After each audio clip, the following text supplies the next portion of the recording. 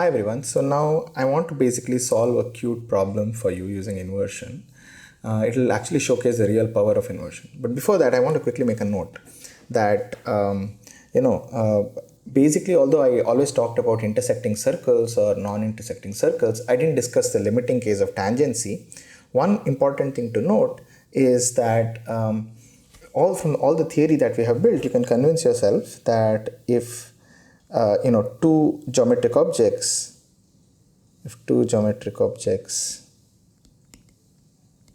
say A and B, are tangent to each other,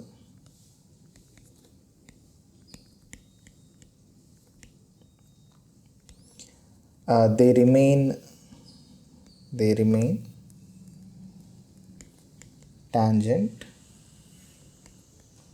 after inversion.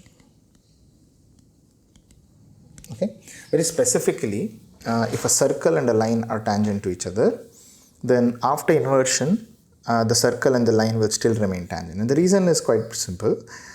Essentially, if you have a circle and a line, okay, and if they intersect each other at some point, say A and B, okay, after inversion, basically A dash and B dash, I mean A will go to A dash and B will go to B dash.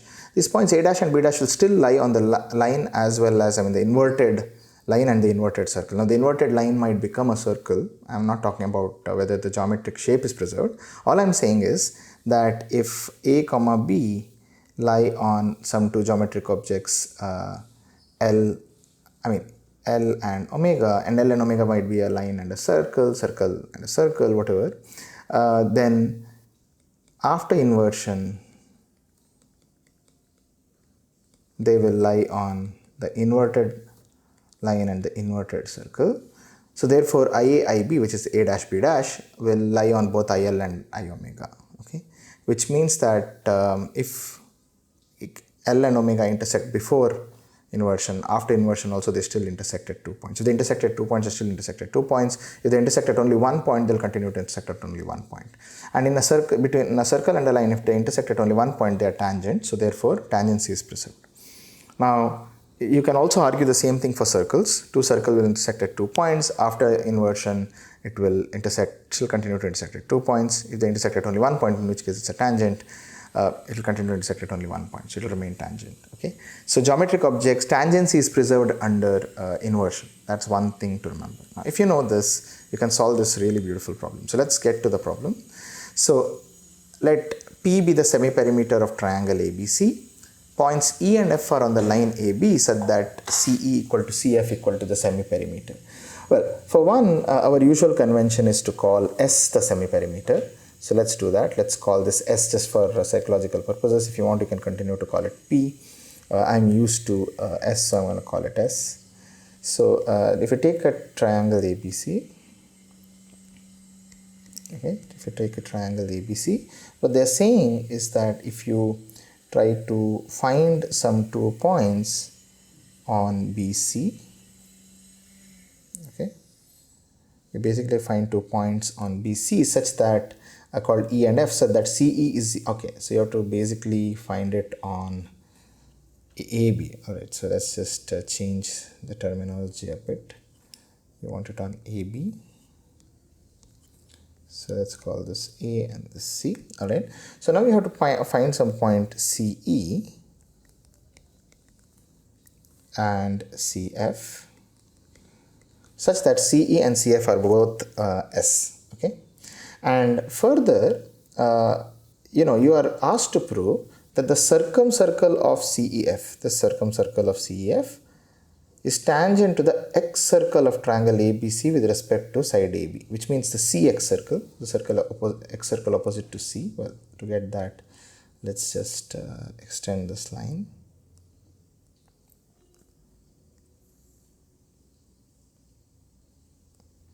Okay, and now consider the X circle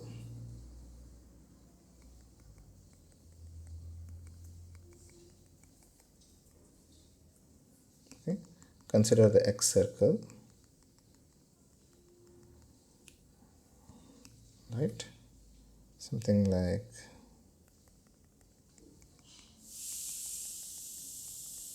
this.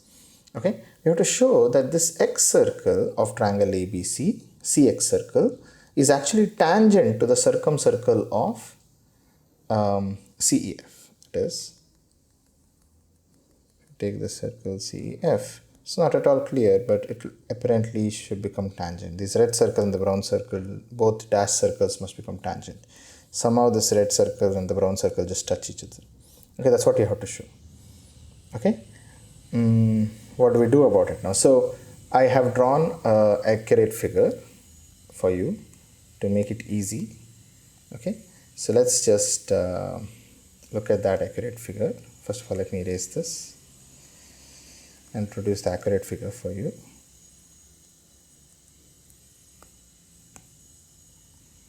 Okay, so here's the accurate figure. But in the accurate figure, it's actually already tangent, but we'll ignore that for a minute. This is what we have to prove. So let's mark what point is unknown and we have to prove. Okay, this tangency is unknown. We don't know. So we have to show. We have to show the tangency. Prove tangency. Okay. All right. So now how do we do this construction? Well, let's label things now. Okay. So first let's label all the circles. Let's call this circle omega 1. Let's call this outer circle omega 2. Let's give names to tangency points. They'll become important in a minute. So T1 and T2. Okay. Now let's see why they are important. The reason is we know a fact actually about the incircle x-circle configuration. So I in fact have a video on it. You can actually go back and check it. So incircle x-circle configuration. You know basically all the lengths, I mean not all, you know many lengths in this incircle x-circle configuration. One of the facts here is that this tangency, right, this tangent length is actually the semi-perimeter of triangle ABC.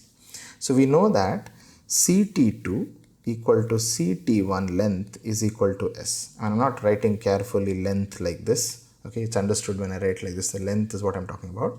So CT2 and CT1 has semi-perimeter as length is well known. Now this actually means really that you have an interesting setup. Notice CE is given to be equal to the semi-perimeter, CF is given to be the semi-perimeter, okay, and then you have, it's known from configurations that CT2 is a semi-perimeter and CT1 is also the semi-perimeter. So you have this amazing situation where you have 4 segments which are all congruent, which emanate from a single point C. This almost begs us to draw the circle with center as C and radius as the blue segment. Okay, so let's try to draw the circle and give it a name. Okay, so we'll call it gamma. Okay, now note we have to show that, what do we have to prove? We have to prove okay, that omega 1 touches omega 2. This is what we have to prove. Okay, now to prove this, what we're going to do is we're going to note that,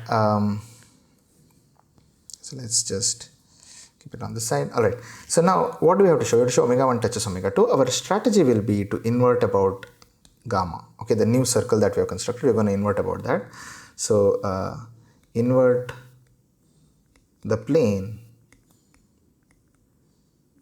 about gamma.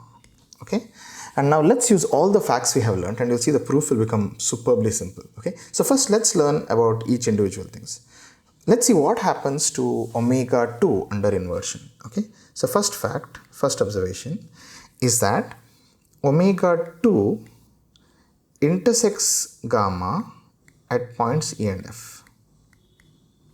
Okay, which means EF is the common secant to the radical axis of omega 2 and gamma, and we have shown in our videos, in our sections on inversion, that in this case omega 2 is sent to the line, omega 2 and the line EF are interchanged under inversion in the circle gamma. Okay, so if omega 2 and gamma intersect at points E and F, then the line EF in fact is exchanged with omega 2 under inversion. Second fact, notice that CT2 is a radius of gamma and tangent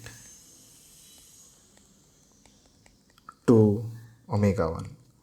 If CT2 is both tangent and radius, meaning it's tangent to one circle, that is omega 1, but radius of gamma, this means this is equivalent to saying omega 1 is orthogonal to gamma. Okay, because radius and tangent are perpendicular to each other, that's one reason. So the radius drawn at T2 for omega 1 will actually become a tangent to gamma. Okay, so you have orthogonal circles, and you know that orthogonal circles are fixed under inversion. So omega 1 doesn't move under inversion. Okay. Alright, so we actually have everything we want to prove. Because notice, we now know the last fact is that the circle omega 1 is the x circle of triangle ABC. And if it's an x circle, it is actually tangent to the line AB, the side AB, right? In particular, it is therefore tangent to the line EF. Okay, so omega 1 touches the line EF. And just a comment about tangency that we discussed a few minutes earlier will tell us that after inversion, these objects will still remain tangent. The inverted images will still remain tangent. So I gamma of omega 1 will continue to touches I gamma of the line EF. And now you see from fact 1 here that we wrote, omega I gamma of omega 2 is the line EF, which means, and I gamma of EF is line omega 2, so this is omega 2, and I gamma of omega 1 is omega 1 because omega 1 is orthogonal. So therefore this is really nothing but omega 1 touches omega 2, and this is what we wanted to prove. Okay, so we are done. I want you to appreciate the power of this proof. It's so nice. Okay, there's almost no calculation, length calculation, angle chasing involved. Inversion just neatly solved the problem, okay, of tangency. All right, so see you all. I hope you enjoy doing more of inversion. And if you want to solve some problems, I will upload a PDF for you guys to practice, and with a few configurations and a few problems. Okay, and if you guys want solutions, I'll write up the solutions on my blog. Okay, so see you all. Bye.